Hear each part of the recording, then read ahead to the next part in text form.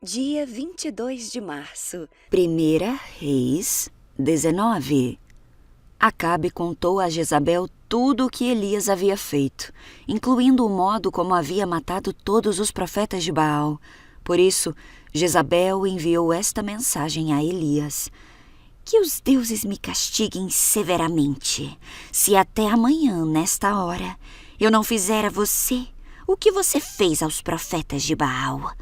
Elias teve medo e fugiu para salvar a vida. Foi para Berseba, uma cidade em Judá, e ali deixou seu servo. Depois foi sozinho para o deserto, caminhando o dia todo. Sentou-se debaixo de um pé de gesta e orou, pedindo para morrer. Já basta, Senhor. Tira a minha vida, pois eu não sou melhor que os meus antepassados que já morreram, disse ele. Então ele se deitou debaixo do pé de gesta e dormiu.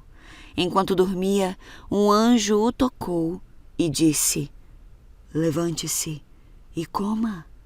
Elias olhou em redor e viu, perto de sua cabeça, um pão assado sobre pedras quentes e um jarro de água. Ele comeu, bebeu e se deitou novamente. O anjo do Senhor voltou, tocou-o mais uma vez e disse: levante-se e coma um pouco mais. Do contrário, não aguentará a viagem que vem pela frente.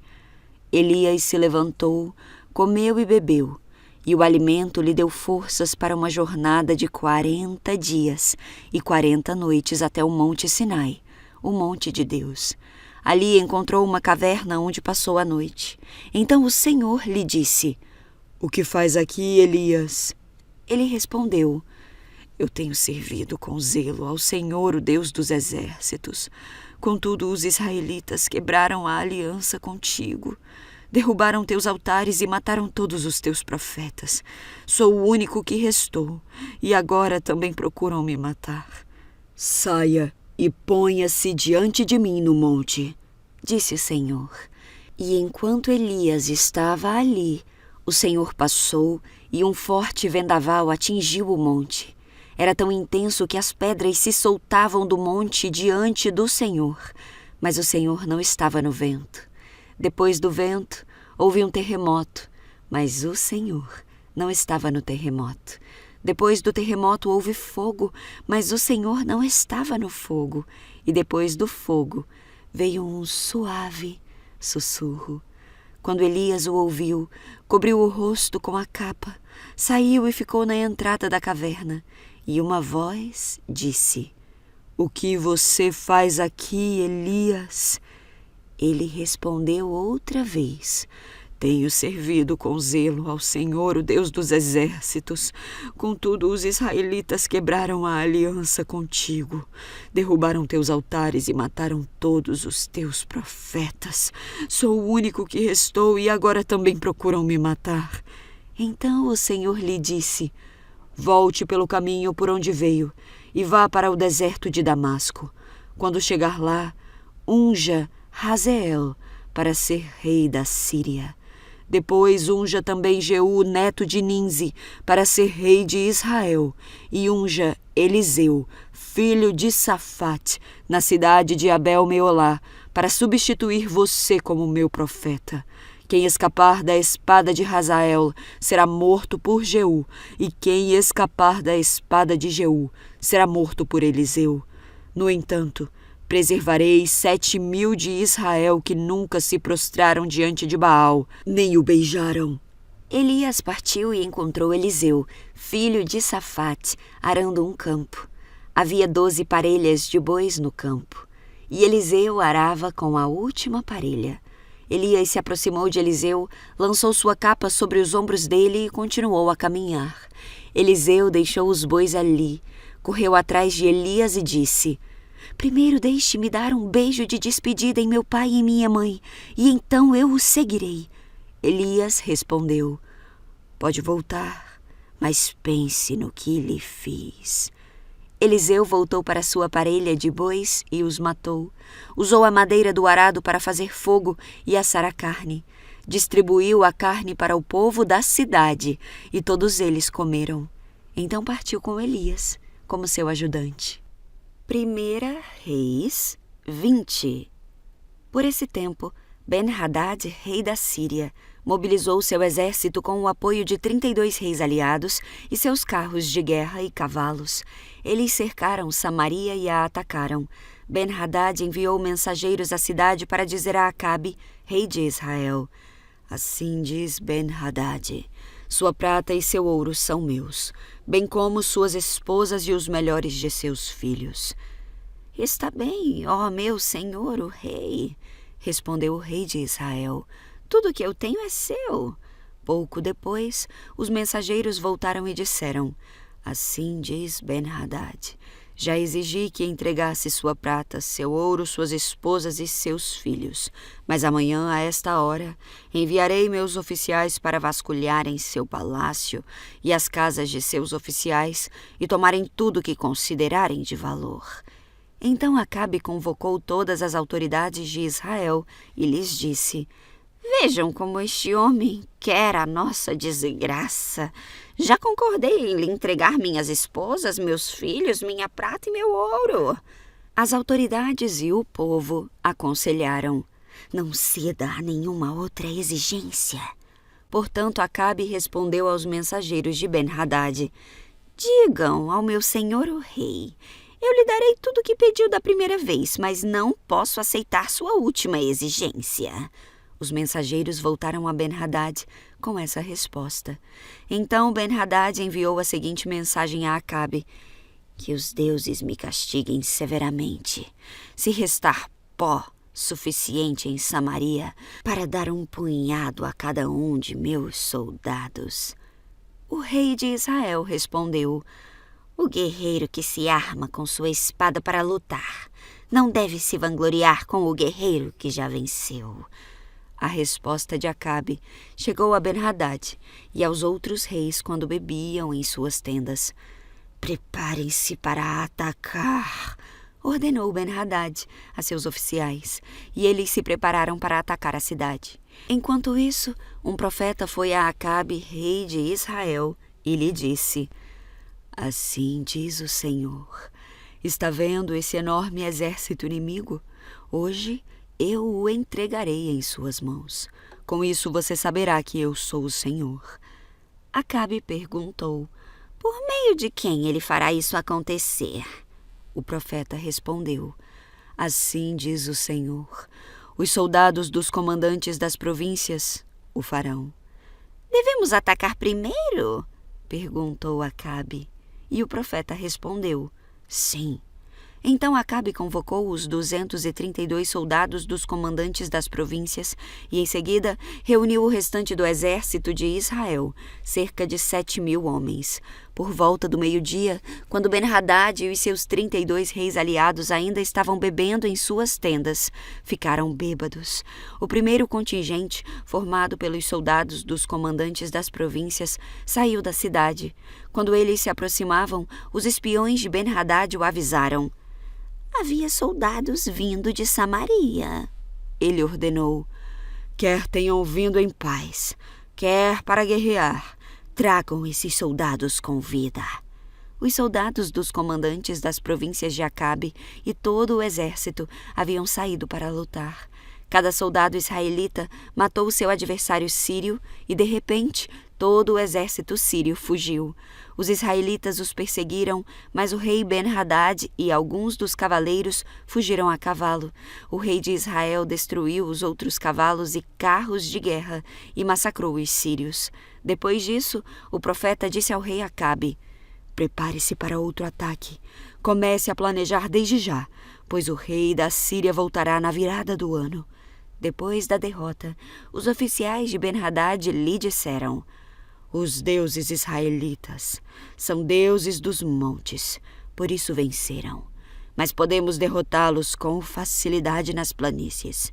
Desta vez, porém, substitua os reis por outros comandantes. Reúna outro exército como o que o Senhor perdeu. Dê-nos o mesmo número de cavalos e carros de guerra, e lutaremos contra os israelitas nas planícies. Certamente os derrotaremos. O rei Ben-Hadad fez conforme o aconselharam. Na virada do ano, convocou o exército sírio e marchou novamente contra Israel, dessa vez em Afeque. Israel reuniu seu exército, organizou linhas de abastecimento e saiu para lutar.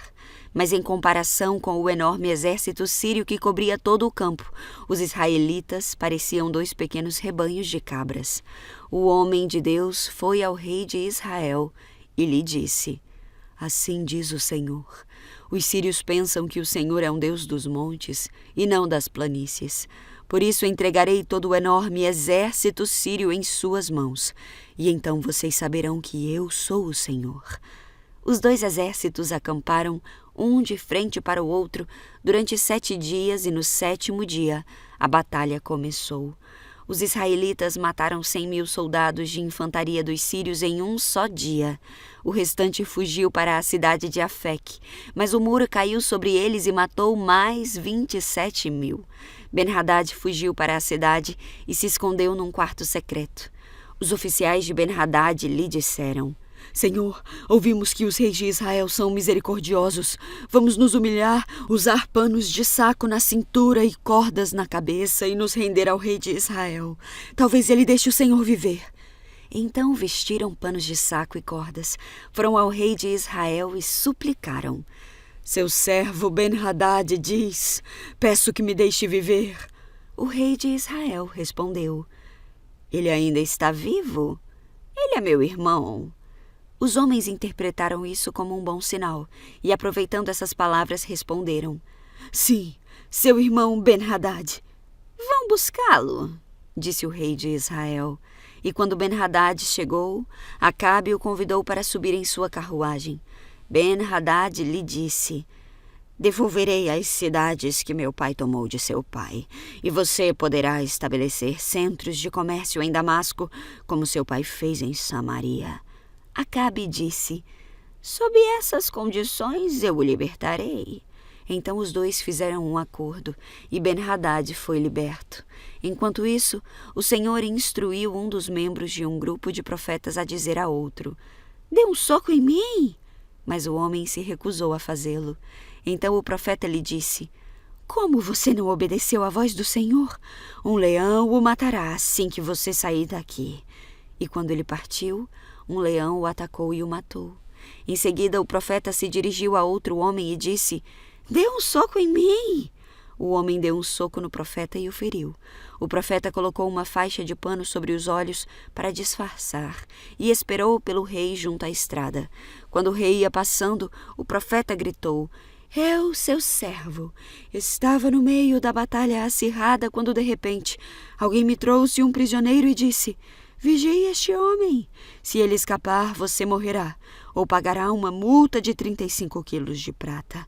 Contudo, enquanto eu estava ocupado fazendo outra coisa, o prisioneiro apareceu. A culpa é sua, respondeu o rei. Você mesmo pronunciou sua condenação. Então, sem demora, o profeta tirou a faixa dos olhos e o rei de Israel reconheceu que era um dos profetas. O profeta lhe disse: Assim diz o Senhor, uma vez que você poupou o homem que eu havia ordenado que fosse destruído, você deve morrer em lugar dele e seu povo em lugar do povo dele. O rei de Israel foi para casa em Samaria, indignado e aborrecido. 1 Reis 21. Naquela época, um homem chamado Nabote de Jezreel possuía um vinhedo que ficava ao lado do palácio de Acabe, rei de Samaria. Certo dia, Acabe disse a Nabote: Como sua videira fica tão próxima do meu palácio, quero comprá-la para fazer uma horta. Em troca, darei a você uma videira melhor, ou, se preferir, pagarei o valor em dinheiro. Nabote, porém, respondeu: O Senhor me livre de entregar a herança que recebi dos meus antepassados. Então Acabe foi para casa indignado e aborrecido por causa da resposta de Nabote. O rei foi deitar-se, virou o rosto e não quis comer. Qual é o problema? Perguntou sua esposa Jezabel. Por que está tão aborrecido que nem quer comer? Acabe respondeu: Pedi a Nabote de Jezreel que me vendesse sua videira ou que a trocasse por outra, mas ele não quis. Afinal, você é o rei de Israel ou não é? Disse Jezabel. Levante-se e coma alguma coisa. E não se preocupe com isso. Conseguirei para você a videira de Nabote. Então ela escreveu cartas em nome de Acabe, selou-as com o selo do rei e as enviou para as autoridades e outros líderes da cidade onde Nabote morava.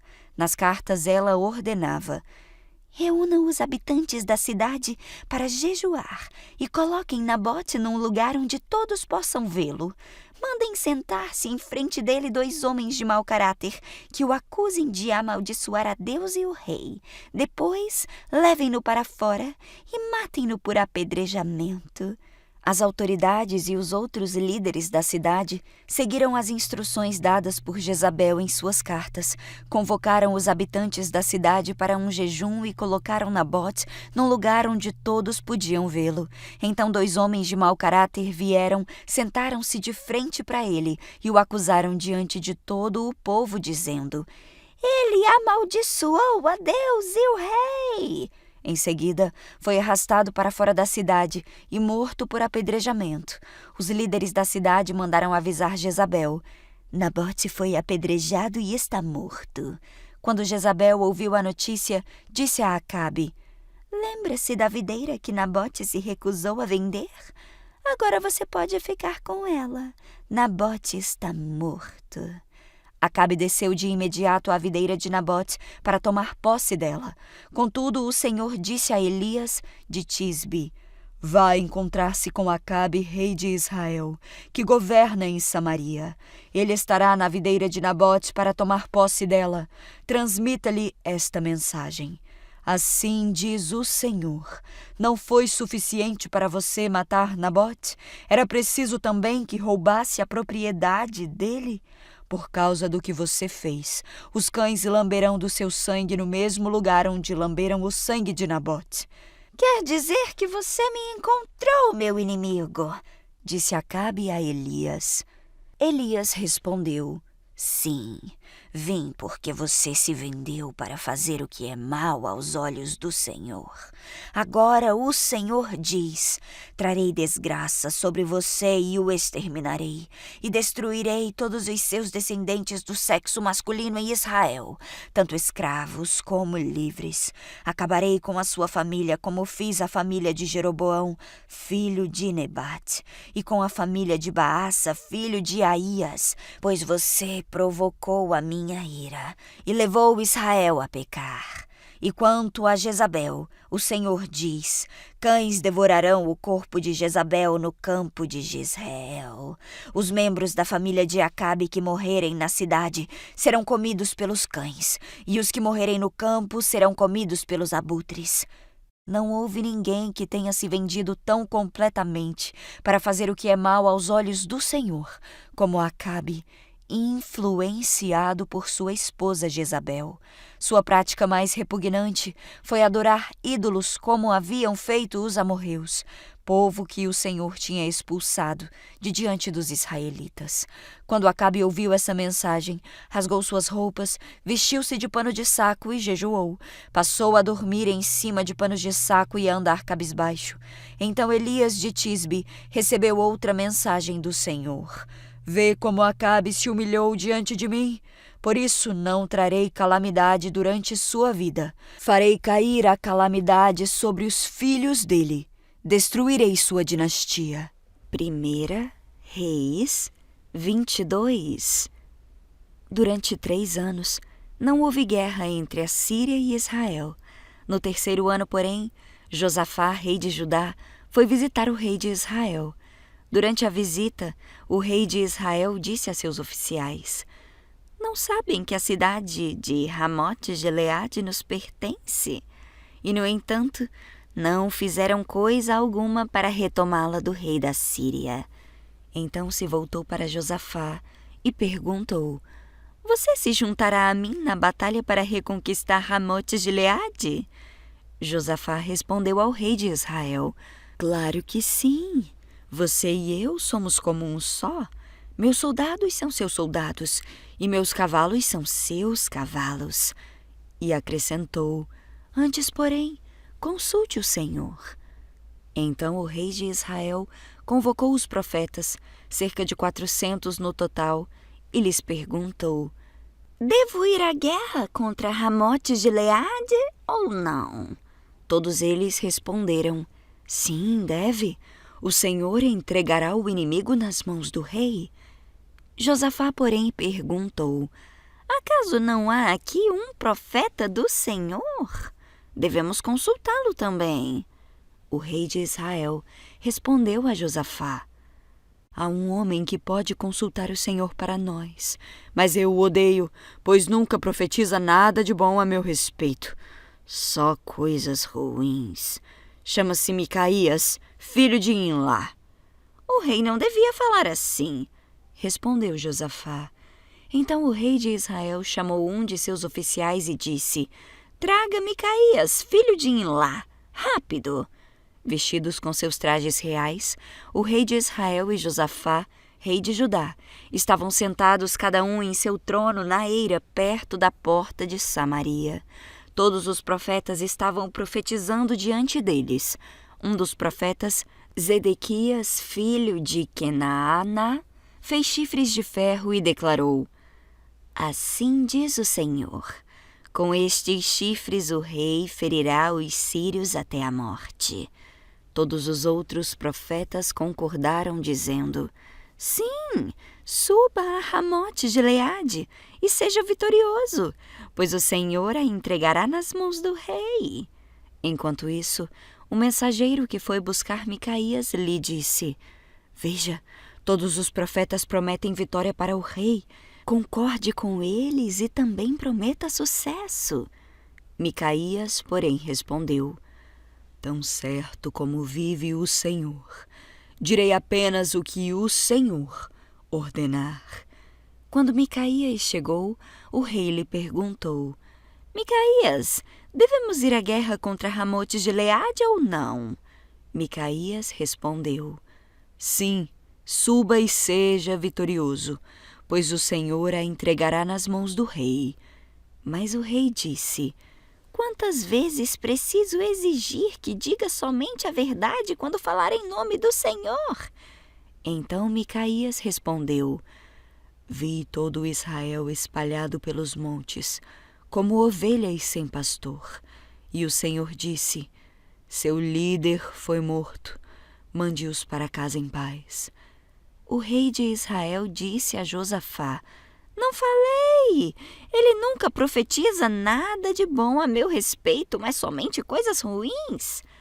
Micaías prosseguiu: Ouça o que o Senhor diz. Vi o Senhor sentado em seu trono, com todo o exército do céu ao redor, à sua direita e à sua esquerda. E o Senhor perguntou: Quem enganará Acabe para que vá à guerra contra Ramote-Gileade e seja morto ali? Houve muitas sugestões, até que, por fim, um espírito se aproximou do Senhor e disse: Eu o enganarei. De que maneira? Perguntou o Senhor. E o espírito respondeu: Sairei e porei um espírito mentiroso na boca de todos os profetas. O Senhor disse: Você conseguirá enganá-lo. Como vê, o Senhor pôs um espírito mentiroso na boca de todos os seus profetas, pois o Senhor decretou a sua desgraça. Então Zedequias, filho de Kenaana, se aproximou de Micaías e lhe deu uma bofetada.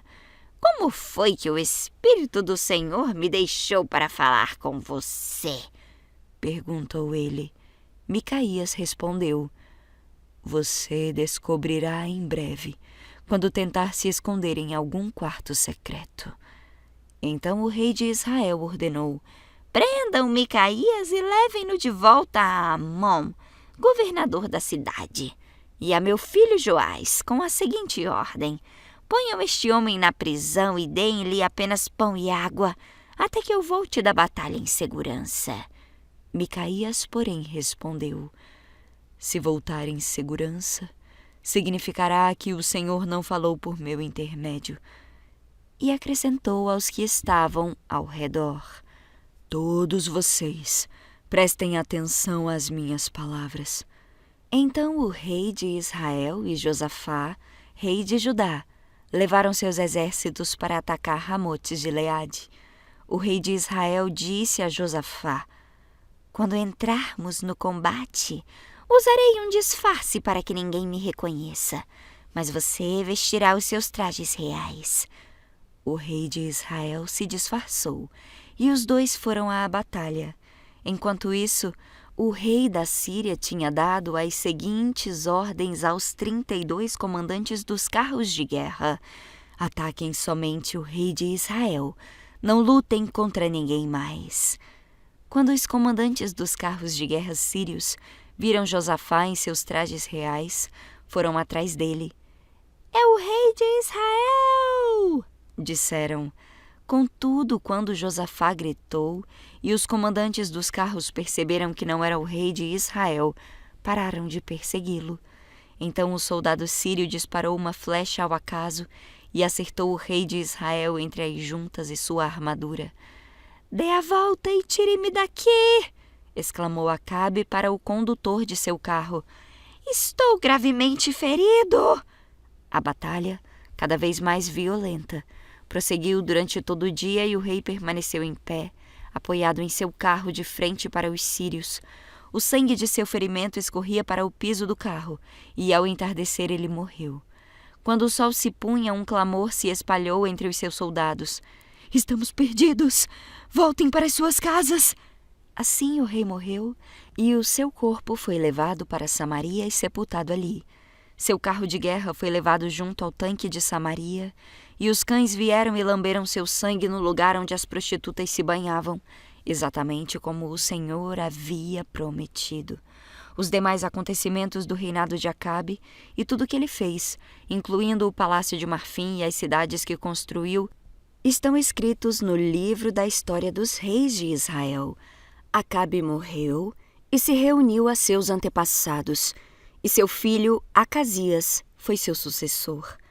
Josafá, filho de Asa, começou a reinar em Judá no 4º ano do reinado de Acabe, rei de Israel. Josafá tinha 35 anos quando começou a reinar, e reinou em Jerusalém por 25 anos. Sua mãe se chamava Azuba e era filha de Sili. Josafá foi um bom rei, que seguiu o exemplo do seu pai Asa e fez o que era certo aos olhos do Senhor. Contudo, não removeu todos os santuários idólatras, e o povo continuou a oferecer sacrifícios e queimar incenso neles. Josafá manteve paz como rei de Israel.